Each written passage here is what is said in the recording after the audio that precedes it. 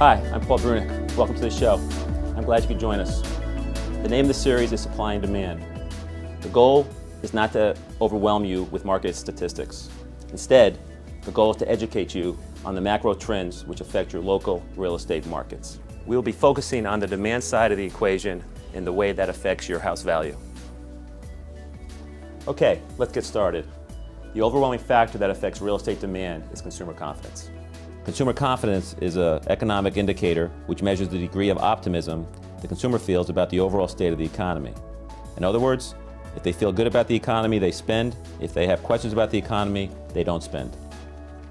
As the graph reflects, consumer confidence has shown a sharp increase over the last 2 months of 2011. We expect that this trend will continue in the months ahead. It's a very positive sign. The impact of this can be seen in the increase in the pending sales for the fourth quarter of 2011 for Fairfield County and Westchester County. They are up 14% and 11% respectively when compared to the fourth quarter of 2010. Consumer confidence is complex. To use it as a predictor, we need to understand the factors that affect consumer confidence. I will focus on 3 of those. The first is the national economy. Let's take a look at the gross domestic product, or GDP.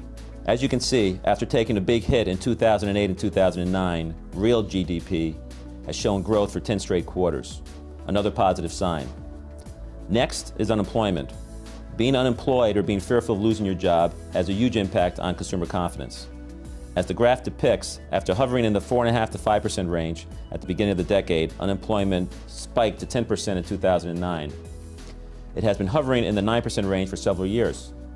The positive sign is that since October of 2011, unemployment is trending down, and in January of 2012 reached its lowest point since the beginning of 2009. Another positive sign. The last economic factor I want to discuss is mortgage rate trends. Mortgage rates are a key factor in determining house affordability. As you can see, mortgage rates over the past 40 years have put us at historic lows. When you look at the last 12 months, the downward trend is further emphasized. House affordability has never been better. These are some of the key economic factors that affect consumer confidence. Now I'd like to talk about a wild card category.